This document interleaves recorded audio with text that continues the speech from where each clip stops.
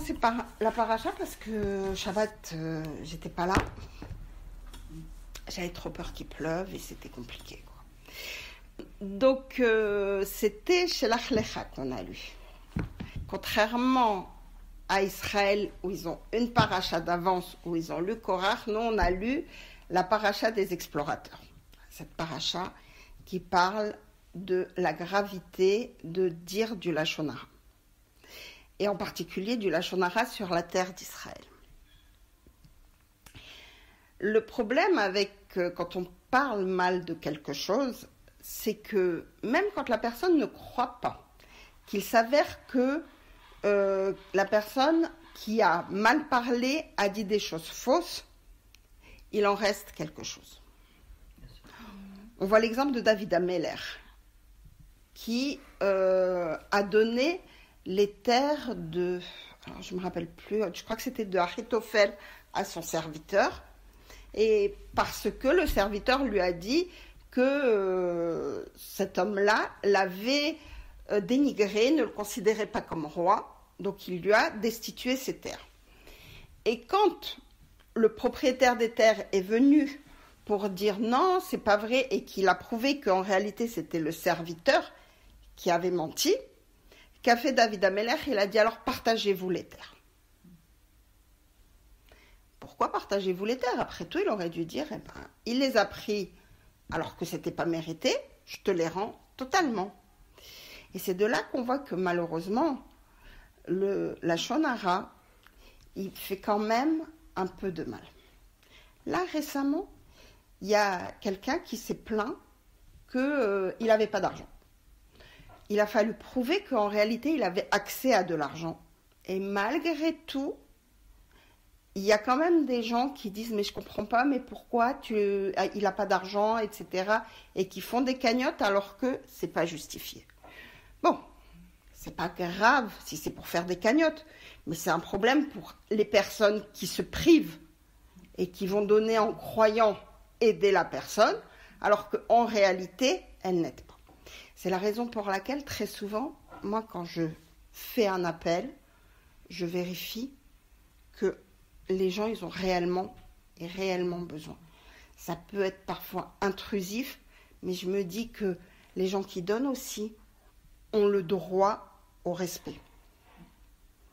Aider, d'accord, mais quelle est la différence entre la tzedaka et l'escroquerie, finalement?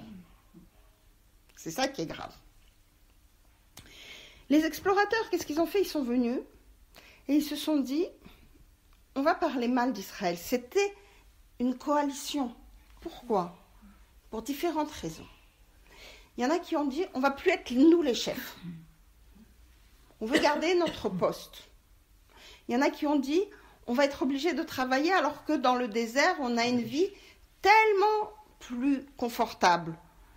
Effectivement, qui c'est qui a envie de se fatiguer à travailler alors qu'il est tranquillement installé et qu'on lui apporte tout sur un plateau? C'est ce qu'il faisait à Kadosh Baruch Hu.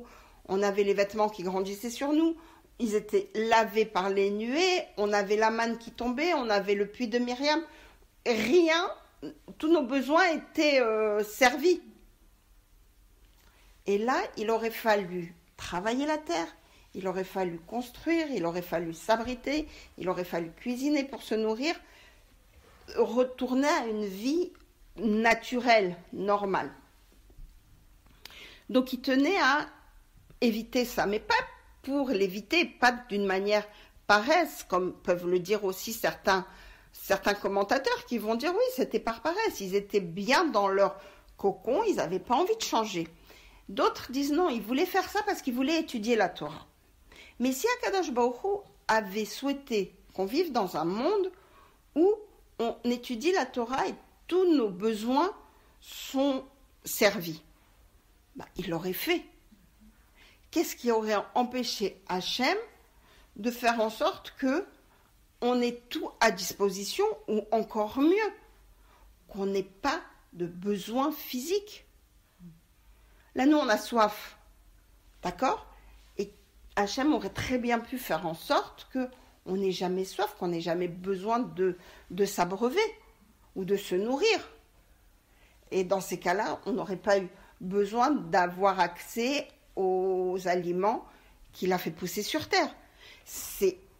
Il a organisé le monde de cette façon pour justement qu'on puisse travailler la terre, qu'on puisse avoir un mérite dans chacune de nos actions.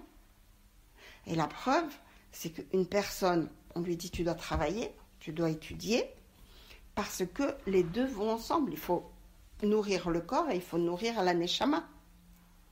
Donc pendant le temps où ils ont été dans le désert, ils avaient besoin, comme un bébé qui est dans le ventre de la maman, pendant un certain temps, il a besoin d'être totalement pris en charge.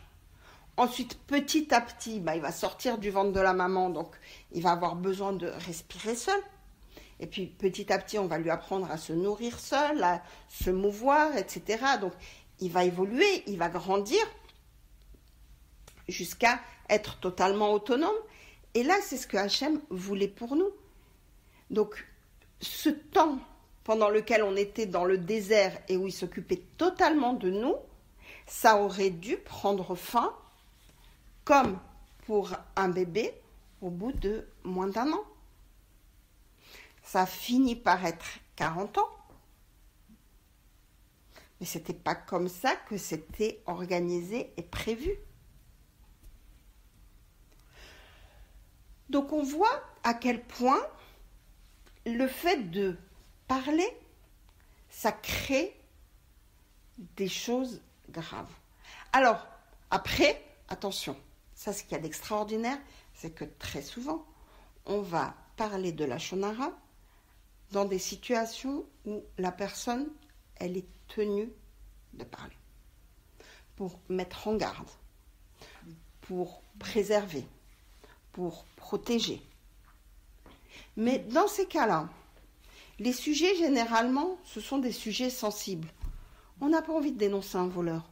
On n'a pas envie de parler d'un escroc. On n'a pas envie de dire qu'un médecin n'est pas compétent. Donc on va dire, non, moi je ne parle pas, c'est du lachon hara. Mais c'est là qu'il faut parler. C'est là qu'il faut dire.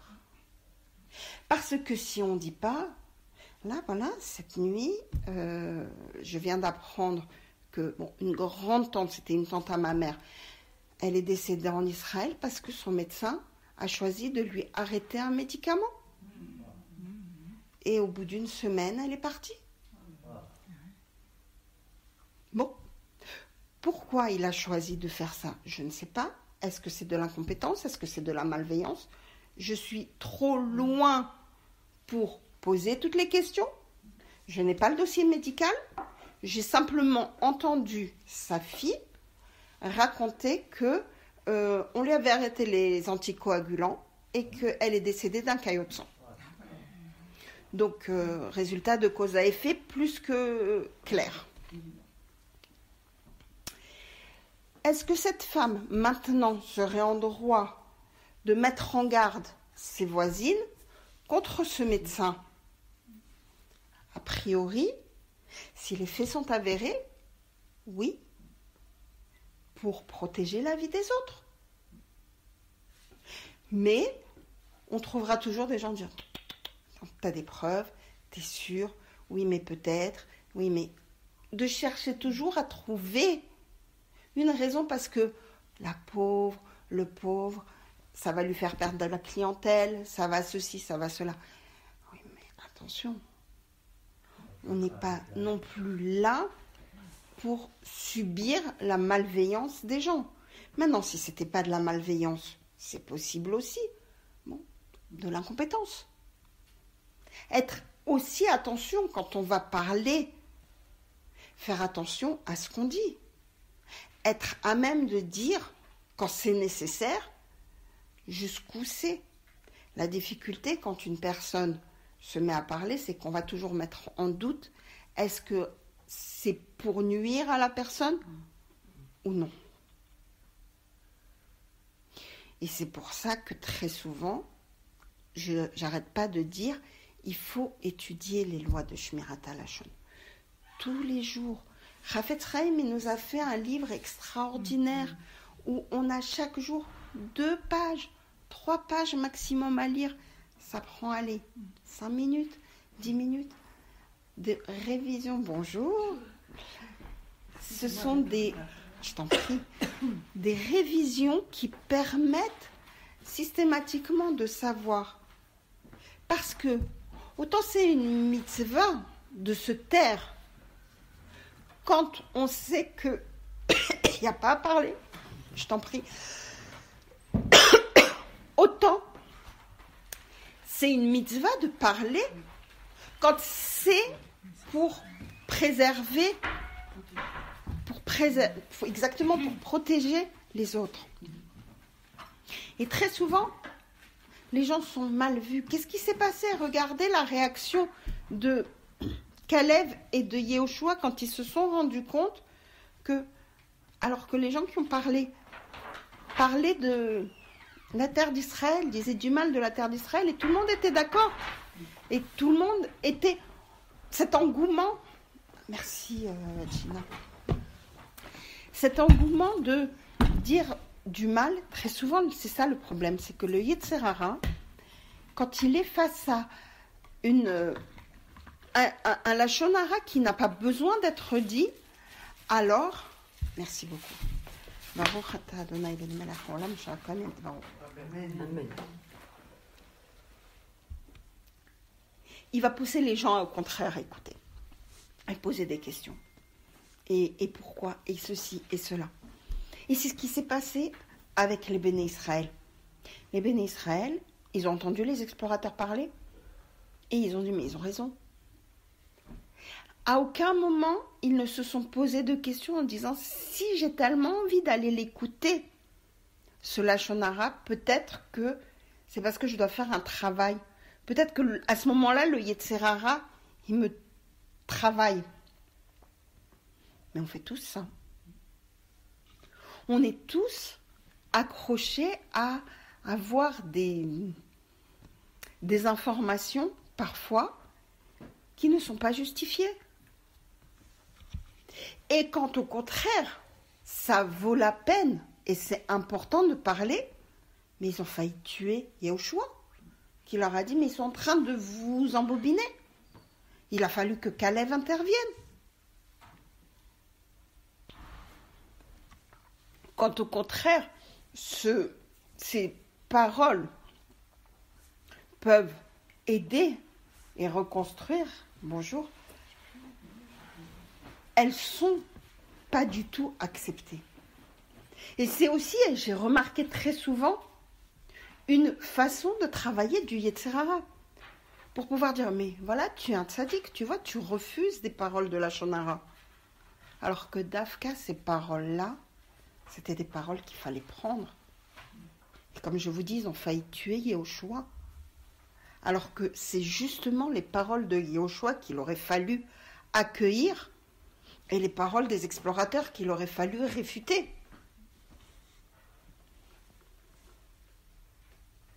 Donc, tout ce travail-là, c'est pour nous apprendre l'importance de la parole. Et on le voit beaucoup dans Bamidbar. Hokat, vous allez voir quand on va arriver à Hokat.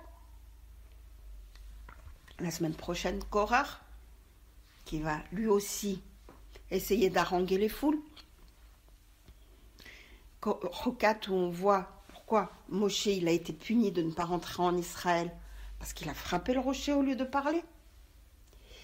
Donc, on voit que Bamidbar vient vraiment mettre l'accent sur les mitzvot liés à la parole.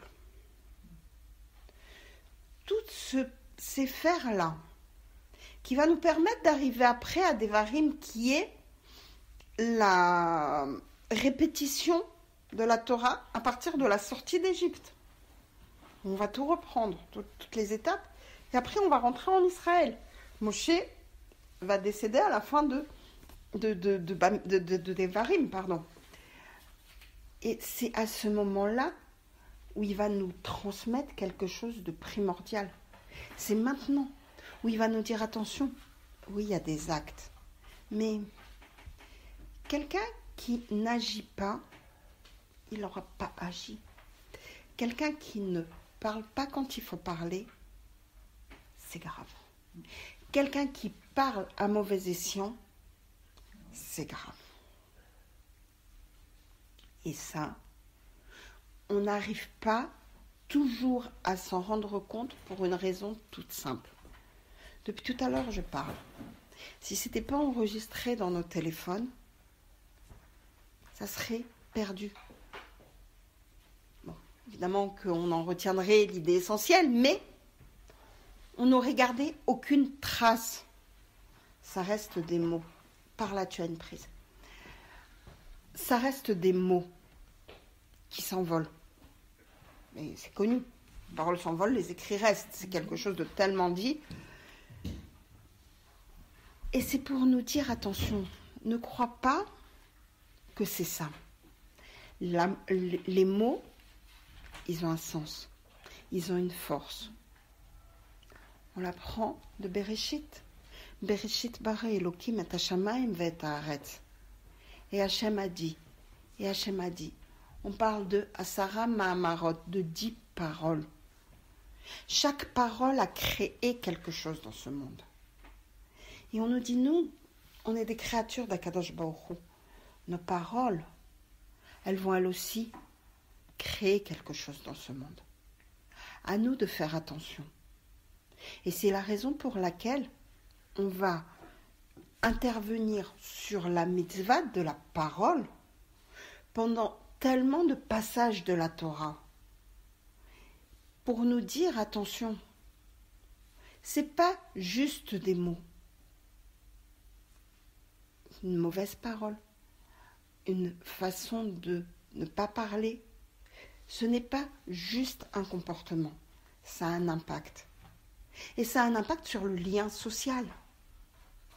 Envoyer un petit message à quelqu'un pour demander comment il se sent, pour une santé. Quand on va voir une personne en deuil, c'est important de lui dire certains mots, ou de se taire et de l'accompagner dans sa souffrance. Quand on va voir une personne malade et qu'on va lui changer les idées, on dit qu'on lui enlève 1/60 de sa maladie. C'est pas pour rien. C'est pour justement nous montrer à quel point les paroles sont importantes. Mais ça, on a du mal à s'en rendre compte. Pourquoi ? Parce que c'est tellement facile de parler. La langue, c'est le seul organe qui n'a pas d'os. Elle bouge facilement. Du coup, Hachem nous l'a mis dans un endroit pour nous rappeler comment on doit se protéger de la parole dans un sens comme dans l'autre, avec 2 barrières, les dents et les lèvres. Parfois, effectivement, on entend quelque chose et on a envie de réagir. Et là, il faut savoir laisser les barrières en place. Ou au contraire, dire non. C'est pour ça que ces barrières peuvent s'ouvrir facilement. Il n'est pas question de se taire. C'est ce qu'a fait Yehoshua. Il n'est pas question de se taire. On ne va pas laisser tout le monde. Hachem, il nous a donné un cadeau. La terre d'Israël. Il nous a montré des choses tellement extraordinaires. Pourquoi laisser d'autres dire que c'est pas bon ? On peut d'ailleurs se poser une question. Pourquoi c'est Yehoshua qui est intervenu ? Yehoshua, c'était un des descendants de Yosef. Yosef, à qui on a reproché d'Ibat Ra'am, des paroles négatives. Effectivement, il allait voir son père et disait des choses que ses frères faisaient qui n'étaient pas correctes. Donc, on l'a un peu mis, étiqueté qu'il disait du Lachon Hara. Et on arrive au descendant de Yosef, qui est Yehoshua, et lui, Moshe le bénit. Et on dit pourquoi il le bénit spécialement lui ? Pourquoi il n'a pas béni les autres ? Pourquoi il n'a pas béni Caleb ? puisque Caleb aussi, il a eu des propos positifs envers Israël. Et on dit Caleb, lui, il en a profité pour aller prier sur les tombeaux des patriarches et des matriarches, exactement. Il est parti à Maharat Amarpela. Et lui, c'est comme ça qu'il a pris cette force pour pouvoir défendre Eretz Israël. Et pourquoi il n'a pas béni les autres alors? On dit parce que justement, le fait que l'ancêtre de Yehoshua avait cette manière de parler, il a voulu préserver le descendant de choses négatives. Mais alors on peut se poser une deuxième question. Pourquoi Yehoshua, qui était le descendant de un des fils de Yosef, vous savez que pour qu'il y ait les 12 explorateurs, on a envoyé un descendant de Éphraïm, un descendant de Ménaché. Donc les deux, il y aurait dû avoir 2 explorateurs qui étaient les descendants de Yosef. Et pourquoi il n'a béni que Yehoshua? Et là encore, on explique que c'est parce que Yehoshua, il est venu demander à Moshe sa protection. Il a cherché à ne pas aller vers la faute. Il les a bénis avant de partir ou au retour? Avant de partir. Avant de partir. Mais Yehoshua était très proche de Moshe. Donc il est parti lui demander comment parler, etc. L'autre n'a pas cherché. Celui qui a envie de fauter, on ne va pas l'empêcher. Celui qui a envie de se purifier, on va l'aider. Et c'est exactement ce qui s'est passé. L'explorateur descendant de Yosef, qui n'avait pas spécialement envie de se protéger de la faute du Lachon Hara, on l'a laissé faire.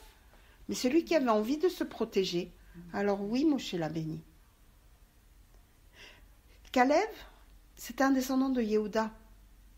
Donc, à la limite, il n'avait pas de crainte à avoir de ce côté-là. Puisqu'on dit qu'ils étaient tous des gens de stature, des gens importants. Des gens de bonne moralité. Mais ce n'est pas parce qu'on a eu une moralité à un temps qu'on va toute sa vie être comme ça. Dans la Gemara, on parle d'un Kohen Gadol qui a 80 ans, s'est dévoyé. Il a décidé de changer complètement, alors qu'il était Kohen Gadol, et il a fait de l'idolâtrie. Donc, jusqu'au dernier jour de sa vie, il faut toujours prier pour être préservé du mal. Et certaines personnes se croient, voilà, ils ont arrivé, ils ont un titre, ils ont une certaine notoriété, ils n'ont plus besoin. Et forcément, ils vont réussir à cacher certaines choses. C'est ce qui s'est passé pour les enfants de Élie, le prophète à Élie, avec Aïn, pas Élie de Eliyahu Hanavi. Et le prophète Élie avait 2 fils, Hophni et Pinchas. Ces 2 fils-là, qui étaient aussi des Kohanim, faisaient pendant leur service des choses qu'ils n'auraient pas dû faire. Ils se servaient sur les corbanotes de pièces qu'ils n'auraient pas dû utiliser. Donc, ils agissaient mal. Et Hachem les a punis pour ça. Mais pour tout le monde, c'était les Cohen.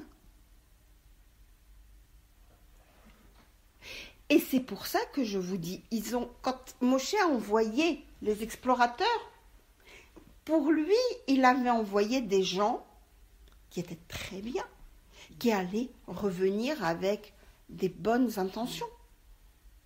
Mais malheureusement, on ne peut pas toujours connaître. Il n'y a que Dieu qui connaît et qui sonde les cœurs et les reins. C'est tout.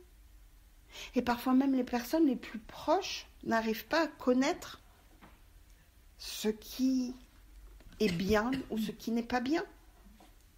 Je me souviens, j'ai appris de mon père et de mon grand-père quand ils sont décédés, des mitzvot qu'ils faisaient, que nous, on n'imaginait même pas qu'ils les faisaient.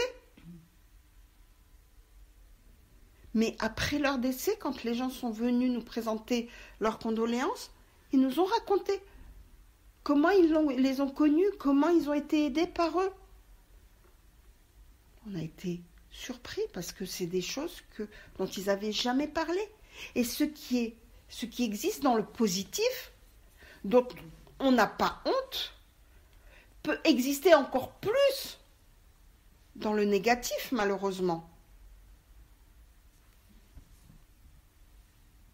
Donc, c'est pour ça que je vous dis, ces personnes qui avaient une apparence noble, est-ce que réellement, pour être tombées comme ça et avoir parlé comme ça d'Eretz Israël, étaient dans leur cœur, dans leur rein, façon de parler, des personnes aussi nobles. Et c'est la raison pour laquelle le début de cette paracha, c'est Shelach Lecha. Tu envoies pour toi. Akadosh Baruch Hu, il a bien précisé à Moshe, moi je sais le cadeau que je te fais. Tu veux envoyer, envoie, mais moi je ne suis pas responsable un instant, ni du fait que tu envoies, ni de qui tu choisis. Sache que c'est une erreur que tu fais. Maintenant, comme avec un enfant, comme avec un jeune ado, on peut le prévenir, on peut le mettre en garde, mais on ne peut pas agir à sa place. Et parfois, l'expérience est nécessaire. On ne peut qu'être à ses côtés pour le soutenir si vraiment le résultat est douloureux, mais c'est tout. Et là, l'Avdil, évidemment, sans comparaison, puisque Akadosh Baruch Hu, on ne peut pas le comparer à un parent, et Moshe Rabbeinu, c'est un être humain, mais Hachem lui a dit, alors qu'il connaissait la suite, il a dit, tu veux choisir, tu préfères envoyer, tes raisons sont nobles, mais tu fais une erreur. Parfois, c'est ce qui a marqué, Ezeu Chacham, Aroet Anolad. Qui c'est la personne intelligente? C'est celle qui arrive à voir plus loin. L'autre jour, j'entendais un joueur d'échecs dire, quand on joue aux échecs, on ne voit pas le prochain coup. On essaye d'anticiper plus loin. Pourquoi on va essayer d'anticiper? Eh ben voilà. Et pourquoi? Parce que c'est le seul moyen de pouvoir gagner une partie. Et là, c'est pareil. Et savoir anticiper, savoir se dire, tiens, ça, effectivement, mais c'est formidable, mais je veux faire ça. Oui, mais attention. Si tu fais ça, quelles vont être les conséquences positives, négatives, de quelle manière? Se poser toutes les questions. Moshe Rabbeinu aurait dû se poser ces questions. Mais il était face aux Béné Israël, qui sont venus en troupeau, qui ont insisté, qui avaient besoin d'être rassurés. Il a fait un choix. Qui en est nous pour juger? On n'a pas à le faire, évidemment. On a simplement à dire que même des gdolim, parfois, peuvent être trompés, peuvent être influencés. Même des personnes qui vont chercher à enseigner, vont avoir face à eux des gens qui vont les faire penser pas correctement. C'est pas évident, il avait la tête dans le guidon, excuse-moi. Mais bien sûr qu'il avait la tête dans le guidon. Mais évidemment. Les autres. Il avait, mais encore une fois, s'il était là où il était, c'est que Akadosh Baruch Hu estimait que c'était sa place. Donc, qu'il lui avait donné les possibilités et les capacités de le faire. Si jamais les choses auraient dû être autrement, Hachem aurait pu agir pour empêcher cette exploration. Ça aurait été tout à fait possible aussi. Et les faire rentrer plutôt en Israël. Donc, encore une fois, je ne remets pas en question ce qui s'est passé, parce que les choses se sont passées comme Akadosh Baruch Hu les voyait, avec les choix de chacun. c'est exceptionnel de prévenir. C'est formidable de prévenir. Mais il faut aussi être capable, quand on n'a pas pu se prémunir d'une situation, c'est le cas là avec les explorateurs, d'être capable après coup d'analyser, de dire tiens, ça, il aurait fallu que ça se passe comme ça. Maintenant, qu'est-ce qu'on fait pour améliorer ? Comment on peut éviter que par la suite, ça se reproduise ? Et c'est, je pense, aussi une leçon qu'on tire de cette paracha, où c'est ce qu'a fait Moshe. Certes, il y avait des choses à faire, mais quand après, Hachem, il a dit, vous retournez, vous rentrez en Israël, les choses devaient être organisées et gérées différemment. Et c'est ce qui s'est passé. Et lui, Moshe, il a été dans le désert pour accompagner toutes ces personnes qui sont mortes dans le désert, de manière à ce que, à la venue de Mashiach, à Trayat HaMetim, il puisse terminer son travail de les guider jusqu'au bout. Sinon, lui aussi, il aurait pu rentrer en Eretz Israël. Il y a 1000 explications, enfin peut-être pas 1000, je ne les connais pas toutes, mais il y a beaucoup d'explications qui disent pourquoi il n'est pas rentré en Israël. Et celle-là, je la trouve intéressante parce que c'est comme pour dire, voilà, il les lâche pas, il les accompagne jusqu'au bout. Et du fait que eux, leur voyage s'est arrêté dans le désert, alors lui aussi, il s'arrête dans le désert, à l'entrée d'Israël, et il les attend. Donc voilà, ça c'était la paracha de Shelach Lecha. Il y a encore beaucoup, il y a tellement à raconter sur cette paracha et parler des fautes et de la manière pourquoi toute cette génération est décédée dans le désert. Oui. Est-ce que les femmes là-dessus ont fauté ? On parle des hommes, mais ils étaient quand même mariés. Moi, par curiosité, on dit que le mérite repose par les femmes. Ça donnait quoi les femmes des explorateurs ? Enfin, est-ce qu'on sait des choses sur elles ? Oui. Les femmes voulaient rentrer en Israël. Les femmes voulaient rentrer en Israël et je ne suis pas certaine, justement, que beaucoup de femmes sont décédées dans le désert. Pour cette raison-là, j'entends. C'est sûr qu'il y en a certainement eu. Mais décédées à cause de ça, je crois que les femmes ont été préservées de ça. Parce que, justement, elles avaient ce niveau de Emouna comme pour le veau d'or, de se dire, si Hachem il nous propose ce cadeau, si Hachem il nous met dans cette épreuve, alors, Baruch Hachem. Et c'est l'erreur, je pense que si on avait eu des exploratrices, plutôt que des explorateurs, je pense que les choses auraient été différentes. Je ne suis pas féministe, hein, encore une fois. Enfin, je ne suis pas féministe.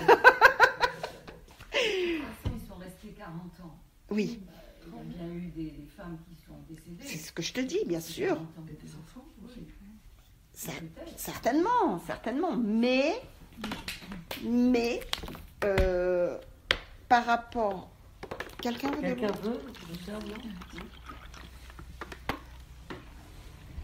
C'est vrai qu'on ne parle pas beaucoup des femmes. Hein. On parle pas... Et oui, on parle... Pas du tout, mais... Non. On ne parle pas du tout des femmes parce que, justement, comme je te dis, c'est vraiment... Comme pour le veau d'or, elles avaient cette émouna qu'on connaissait chez nos grands-mères. Cette émouna simple. Cette manière de penser que Hachem, il est là, il est à côté de nous. C'est ces grands-mères qui n'ont jamais su ouvrir un livre, mais qui, quand elles avaient besoin, posaient la main sur la mezouza, ouvraient la fenêtre et priaient dans leur langue, priaient avec leur cœur. Ma grand-mère maternelle, elle ne savait pas lire ni écrire. Mais elle nous donnait les dates des fêtes. Oui. Quand arrivaient les fêtes, elle nous disait Ouais. comment elle Exact. savait, elle arrivait à calculer. C'est fou. Tout à fait. C'est fou. Tout à fait. Mais pourquoi elles avaient cette connaissance intuitive? Parce que justement, c'est ça, la bina des femmes. C'est exactement ça. C'est cette intuition, cette capacité de vivre totalement en osmose avec la Torah, avec Akadosh Baruch Hu, sans avoir besoin de tous ces textes, de toutes ces connaissances qui ont leur nécessité, qui ont leur place, mais qui pour les femmes, en tout cas les femmes de l'époque, n'étaient pas nécessaires. Elle rentrait, moi je connaissais, je crois, mon arrière-grand-mère qui connaissait Shira Shirim par cœur, qui savait, il connaissait les prières, il connaissait tout ça, parce qu'il vivait à côté d'une synagogue, parce qu'ils étaient donc... Ils avaient ces connaissances, mais sans pour autant savoir pourquoi, quel livre, qui c'était celui-là, qui c'était l'autre. C'est pas grave. Maintenant, on a un autre mode de vie. Et effectivement, les femmes accèdent aux connaissances profanes, on va dire. Donc à partir du moment où elles accèdent aux connaissances profanes, il n'y a pas de raison de ne pas les faire accéder aux connaissances Kodesh. Pourquoi ? Parce que justement, ces connaissances profanes, la science, les mathématiques, la physique, tout ça, peuvent venir altérer ce niveau de Emouna. Où on va avoir un esprit beaucoup plus cartésien, beaucoup plus carré. Et dans ce cas-là, c'est pas négatif, hein, parce que c'est très intéressant, mais on a besoin justement de contrebalancer avec des connaissances aussi intellectuelles. Dans le Mishkan, il y avait la Ménorah. Il y avait un candélabre à 7 branches. Et donc il y avait une bougie centrale, une flamme qui était debout, et d'un côté et de l'autre, les bougies étaient inclinées vers la flamme centrale. Un des commentaires nous explique que la bougie centrale, c'est les connaissances en Torah. Les autres bougies, ce sont les connaissances profanes, l'économie, les maths, la physique, etc. Et qui, elles, se tournent vers la Torah. Pourquoi ? Comme pour nous dire, il n'y a pas d'interdit d'aller chercher des connaissances ailleurs, mais sache quel est ton pilier central de ta vie. Là où tu vas puiser,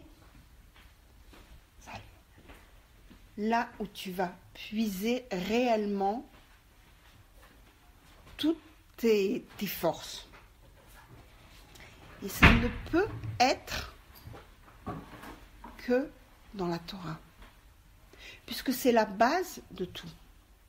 Et c'est pour ça que c'était cette lumière-là qu'on considérait être la lumière qui représentait la Torah.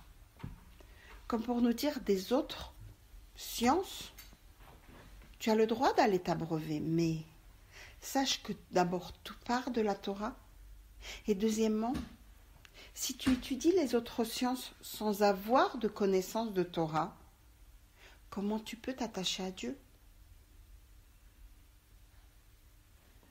Encore une fois, celui qui veut se purifier, on va l'aider. Celui qui veut s'impurifier, on va le laisser faire. Donc celui qui choisit qu'il a des capacités dans d'autres domaines que la Torah, on va le laisser faire. Mais du coup, il va s'éloigner de sa émouna, forcément. on raconte comment on appelle ça, un pêcheur qui fabriquait ses filets pour pouvoir pêcher. Et un jour, quelqu'un lui a dit « Pourquoi tu ne vas pas étudier la Torah ?» « J'ai pas les capacités intellectuelles pour étudier la Torah. » Et où tu as trouvé les capacités intellectuelles pour fabriquer ton filet de pêche? Si tu as ces capacités-là, alors tu peux avoir les autres. Et c'est là-dessus qu'on comprend justement cette ménorah. Les explorateurs auraient dû comprendre ça aussi. Ils avaient peur que, en rentrant en Israël, en devenant des agriculteurs, des charpentiers, des éleveurs de bétail, faisant d'autres métiers, on allait délaisser la Torah. Donc quelque part, peut-être que c'était des bonnes intentions. Mais tu es qui pour venir te placer à la place du bon Dieu? À ce moment-là, Dieu avait décidé qu'on était arrivé à une maturité telle qu'on aurait pu continuer à accéder à la Torah, tout en faisant un métier de charpentier, d'éleveur, d'agriculteur, etc. Et c'est marqué comme ça. Je crois que c'est Rambam qui dit que on doit apprendre un métier à son enfant. Donc, qu'il ne faut pas le laisser juste en étudier la Torah sans avoir de possibilité de gagner sa vie. Après, au choix, le métier. La plaisanterie de mon fils de 4 ans, il est avocat, mon fils de 6 ans, il est médecin, elle existe. S'ils ont envie de devenir avocat, médecin, c'est leur choix. C'est le choix des parents. Souvent.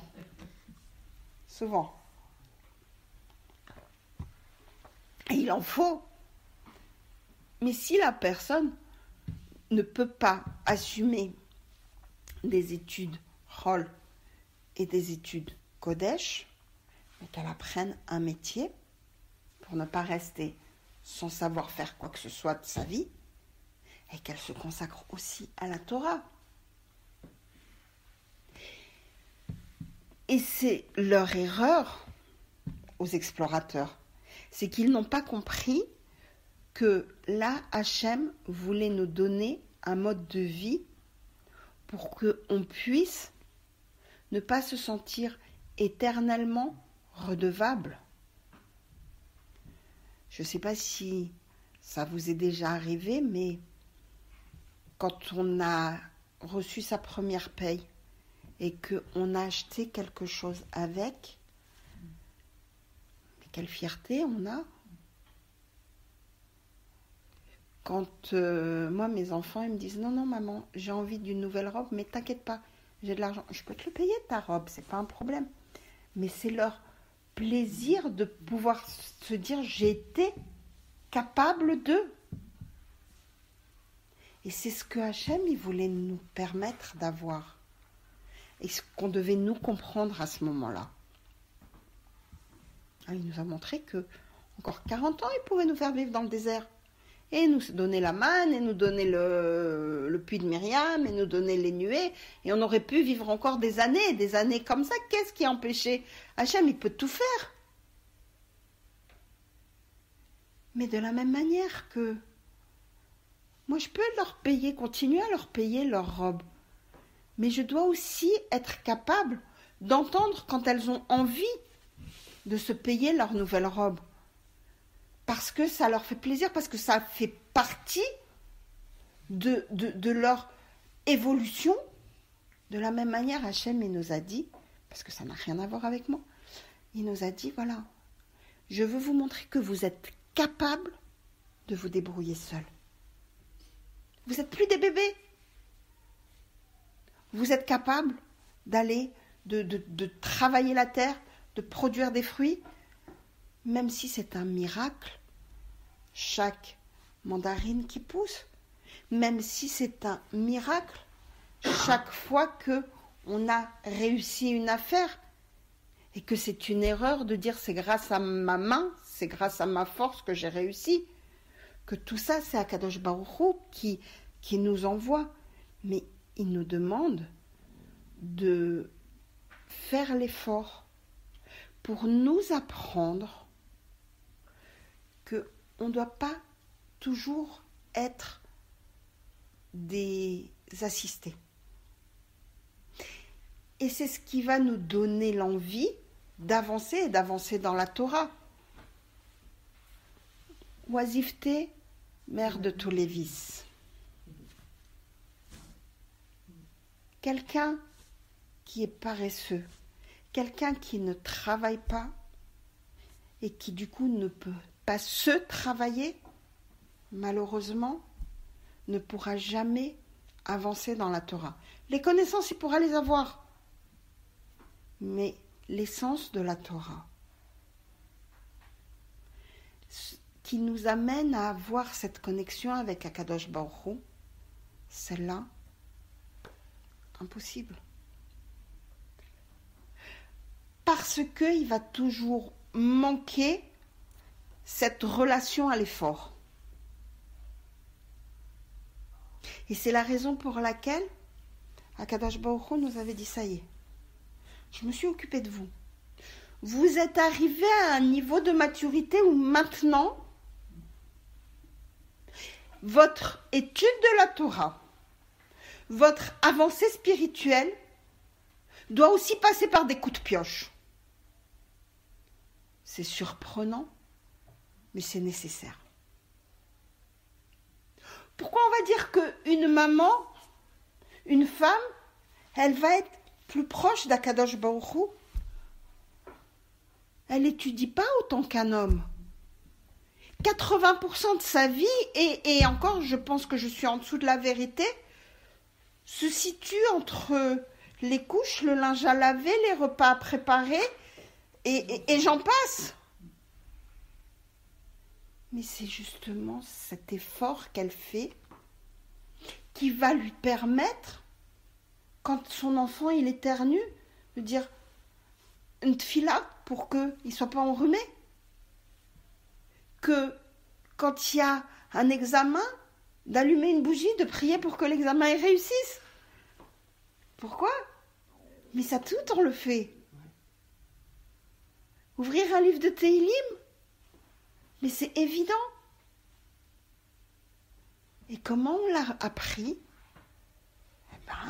Grâce au linge qu'on a lavé, grâce aux couches qu'on a changées. On leur laisse tous leurs livres, et même si on les étudie, nous aussi, c'est pas. Je ne dis pas que c'est pas bien pour une femme d'étudier. Je dis qu'elle peut avoir une relation avec Akadosh Baruch Hu tellement différente, tellement plus proche. Une fois, et c'est dans la Gemara, il pleuvait pas. Je ne me souviens plus du nom du nasi de l'époque, a prié. Il n'a pas plu. Rabbi Akiva rentre dans la synagogue, va prier et il pleut. Ça veut dire quoi? Que l'un est plus grand que l'autre? Et non. Rabbi Akiva, il explique. Il dit, lui, c'était un nasi, c'était un ministre. Pour que le ministre rentre auprès du roi, il y a tout un protocole. Moi, je suis un serviteur. Le serviteur, il va voir le roi 50 fois par jour. Une fois pour lui apporter un verre d'eau, une fois pour lui apporter ses lunettes, une fois pour lui apporter... Il n'a pas le même lien avec le roi. Nous, on a ce lien avec Akadosh Baruch Hu. Alors que les explorateurs, ils voulaient qu'on ait que le lien d'étude où on s'assoit et on étudie. Et Hachem il a dit non. Cette émouna que vous devez avoir doit aussi passer par, comme j'ai dit tout à l'heure, les coups de pioche. Parce que c'est à ce moment-là qu'on va se rendre compte Quand on prie chaque matin et qu'on dit à Kadosh Baruch Hu ne nous envoie pas d'épreuves trop dures à supporter. Quand à chaque moment de la vie, on dit Hachem ne nous envoie que des épreuves qu'on est capable de supporter. Mais c'est tout ce travail de Emouna qu'on doit faire. Parce que si on n'avait pas cette mentalité, alors quelle vie on aurait? Et si on ne se limite qu'à l'étude de ces textes, qui restent des études intellectuelles, même quand c'est du moussard, alors on ne vit pas la Torah. Moi, je connais des gens qui veulent étudier du moussard avec moi. Et parfois, on étudie ensemble. Mais au bout de quelques temps, je m'aperçois qu'il n'y a pas de changement dans leur mode de vie. Ah, Pourquoi? Parce qu'ils ont besoin de cette étude qu'ils considèrent intellectuelle. Le moussard, ça, c'est pas systématique, évidemment, l'intérêt du moussard, et c'est pour ça que Rabbi Israël Salanter a imposé le moussard dans les yeshivot en plus de la Gemara. C'est pas systématique, mais parfois, quand le moussard n'est vu que comme une étude de texte, c'est dommage. Ça prouve que quelque part, on l'a intégré intellectuellement, mais il faut aussi l'intégrer dans le cœur, en pratique. Quelqu'un qui va étudier du moussard, mais que ça ne va pas gêner quand il a oublié de payer un article à la caisse,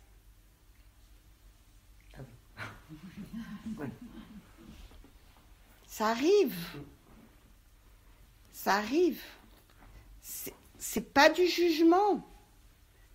Mais ça prouve simplement qu'il n'a pas encore suffisamment intégré ce moussard.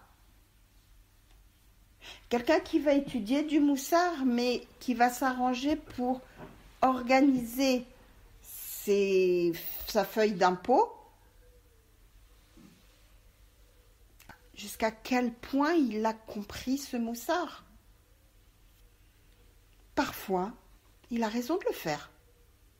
Je ne sais pas, je ne suis pas, encore une fois, je ne donne pas d'exemple concret, mais je dis que dans certains cas, c'est peut-être pas exactement ça qu'on attend. Et ces gens-là vont être assidus à des cours de moussard. Mais ils n'arriveront pas à prendre suffisamment pour eux l'impact de ce moussard. Ils vont réussir à les laisser à distance. Nous, pour la plupart, on l'a vécu. Dire à son enfant ne ment pas. Dire à son enfant ne triche pas, ne vole pas. Pour après agir autrement, c'est impensable. Et très souvent, c'est ce qu'on dit. Les enfants, c'est des caméras. Les enfants, va leur dire, tu dois faire ça. Et toi, tu fais pas. Tu m'imposes quelque chose alors que toi, tu fais pas.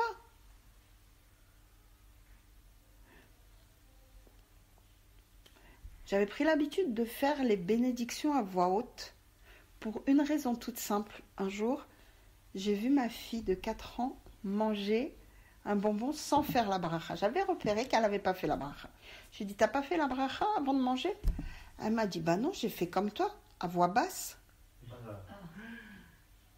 J'ai dit non. Alors maintenant, ça sera tout le temps à voix haute. Pas grave, quand ils sont grands. Oui, mais bah, bien sûr qu'on peut les faire à voix basse. Mais là, elle avait 4 ans, elle l'avait pas fait. Ah oui, Et elle avait cru que quand je la faisais à voix basse, moi non plus, je ne la faisais pas. Donc de dire à voix basse, pour elle, c'était pas un mensonge. Non, non, bien sûr. Pour elle, c'était le faire à voix basse, ça veut dire le faire dans sa tête, tout simplement. En revanche, on dit que face à des gens qui ne sont pas habitués à dire Amen ou ne sont pas du tout habitués à faire les brachot, il vaut mieux le faire à voix basse pour ne pas les humilier. C'est ça, pour Alors, pas les embêter. il y a deux choses. Soit on le fait effectivement à voix basse pour ne pas les embêter, soit au contraire, moi je sais que j'ai l'habitude quand j'ai des futurs mariés qui viennent à la maison et que je leur sers un café, je le fais à voix haute. En leur expliquant qu'elles doivent dire Amen, parce que très souvent, elles n'ont pas l'habitude de faire la bracha. Donc je me dis, au moins, je les acquitte. Très bien. Au moins ça. Mais après, c'est pas grave. C'est au cas par cas. Hein. C'est un peu au cas par cas, exactement. Et puis, très souvent, les femmes, quand il y a une assemblée d'hommes, par pudeur, on va éviter de réciter les bénédictions à voix haute. Mais là, je vous dis, c'est un exemple tout simple, où elle pensait que le fait de dire qu'on faisait à voix basse, c'était qu'on pensait, elle n'avait pas fait attention que mes lèvres bougeaient à ce moment-là. Et donc, elle ne m'avait pas entendue, et pour elle, c'était comme ça. Donc, j'ai dit, alors maintenant, effectivement, on va réciter à voix haute. Et c'est pour ça que je vous dis, les enfants, c'est des caméras.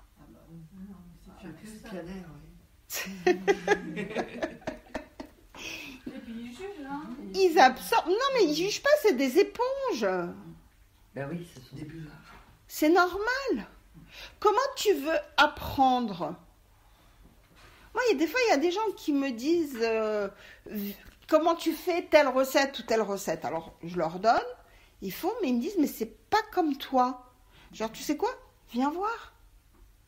Pas la bonne recette. Aussi, c'est possible. Ah non, mais il y a des choses qui passent par du mimétisme. Mais bien Comme sûr. En Inde, quand tu apprends à danser, Oui. on ne t'explique pas. C'est tu regardes et tu tapes. Et tu tapes. Exactement. T'as des cultures, c'est comme ça. Mais bien sûr. Alors qu'en France, c'est. C'est pour ça qu'on regarde. Moi, je préfère regarder les recettes en vidéo.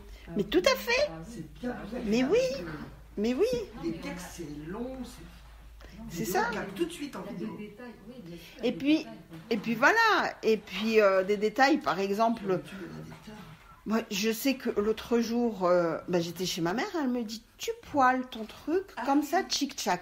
Et ma belle-mère, tu mets un petit peu de Tu mets un petit peu de cela. D'accord, ok. Je vais chez elle, je regarde, puis finalement, c'est pas tu poêles tchic-tchac, c'est tu poêles quand même une bonne minute d'un côté, une bonne minute de l'autre. Donc, c'est déjà plus le tchic-tchac. Mais pour elle, c'est tellement Oui, c'est ça. naturel. Elle est habituée à le faire. Ou alors, tu mets telle quantité d'huile ou telle quantité de sel, etc. Et puis après, tu te dis, tiens, mais c'est pas exactement la même recette, c'est pas tout à fait la même chose. Et en voyant, en étant à côté d'elle, en faisant avec elle, c'est comme ça qu'on apprend. Mais les enfants, c'est ça. C'est normal. C'est pour ça que moi, je leur dis, venez, rentrez dans la cuisine, rentrez avec moi, on fait telle ou telle chose. Parce que ils ne se rendent pas compte, mais ils apprennent. Ma fille, maintenant qu'elle est au séminaire, ça me fait rire parce que... Elle me demande sans arrêt comment tu fais, maman. Hein? Non, même pas. Mais c'est les autres qui la laissent, puisque elle sait faire. Elle a vu. Et l'autre soir, je lui parlais au téléphone et je disais, tu fais... Elle me dit, oui, alors, j'ai fait la vaisselle du côté viande, mais j'en ai marre de faire tous les soirs la vaisselle. Donc la vaisselle du côté halavi, il y en a beaucoup moins. Je leur ai fait le plus gros de la vaisselle. Eh ben, il faudra bien qu'il y en ait une qui se bouge et qui la fasse. Je veux bien leur expliquer, mais je pense que... Voilà. Mais... et je dis, elle me dit, oui, écoute, au début, le premier trimestre, je me rendais compte que c'était moi qui faisais toutes les vaisselles pratiquement. Et que je m'occupais de ça, parce qu'elle savait pas. Et depuis le temps qu'elles m'ont vu faire, ça y est. Donc... Parce qu'il y a un seul évier, c'est pour ça? Non, il y a deux. Enfin, je sais pas, j'imagine qu'il y a deux éviers. Je sais pas, j'ai jamais été sur place, mais Il y avait un coin de vaisselle Halavi, un coin de vaisselle Bassari. Mais c'est pas grave. Il y en a d'autres qui savaient faire autre chose. Chacune a ses connaissances en fonction de ce qu'elle a vu chez ses parents. Donc voilà, il y en a qui étaient plus doués en cuisine, mais qui n'aimaient pas faire les tâches ménagères. Il y en a qui savaient prendre les cours. Elle m'a dit, j'ai photocopié le cahier de ma copine parce que le cours, j'ai apprécié comment elle a pris, comment elle a souligné, etc. Chacune a ses compétences, ses capacités. Le but dans le séminaire, c'est qu'effectivement, chacune a pu aller se servir pour parfaire son éducation. Mais c'est pareil à la maison. Et c'est pour ça que dire à un enfant ne fais pas ci ou ne fais pas ça, c'est pas que ça le bloque, c'est que ça dépend de comment toi tu agis. Dis à un enfant fais ta tefila. Vous savez pourquoi une femme n'a pas à intervenir dans la mise des téphilines de ses garçons après 13 ans? Pour une raison toute simple, elle n'a pas la mitzvah. C'est pas qu'elle n'a pas le droit de dire, attention. Dire à notre fils, t'as mis tes téphilines. Si, encore une fois, c'est pas qu'elle n'a pas le droit de le dire. C'est que elle ne peut pas, si l'enfant est braqué et ne veut pas les mettre, c'est plus difficile pour elle d'intervenir puisque elle fait pas. Donc normalement, c'est plutôt au père de gérer ça. Après, si, comme dans certaines familles, il n'y a pas de père ou il n'y a pas de figure paternelle pour gérer, c'est autre chose. Mais en général, on ne va pas imposer ça à la mère. C'est plus dans ce sens-là. Si elle a envie de le faire, qu'elle le fasse. Mais ça ne va pas être de sa responsabilité parce qu'elle ne le fait pas. Et c'est pour ça que l'éducation, c'est ça. Et c'est pour ça que les explorateurs auraient dû comprendre ça. Que Hachem, il nous a donné un monde pour travailler dans ce monde. S'il avait choisi qu'on devait rester assis sans jamais rien faire pour ce monde, alors il n'aurait pas créé des arbres, il n'aurait pas créé des fleuves, il aurait créé un grand désert avec une grande tente, avec un point d'eau, avec de la manne qui tombe tous les jours, et on aurait pu vivre comme ça pendant les 6000 ans. On se serait beaucoup ennuyé. Mais il aurait pu. Hachem, il peut tout. Donc si les choses ne se sont pas faites comme ça, c'est qu'il y avait une raison. Et les explorateurs ont manqué d'esprit critique. Et c'était peut-être pas des joueurs d'échecs, parce qu'ils n'ont pas été capables d'anticiper. Donc,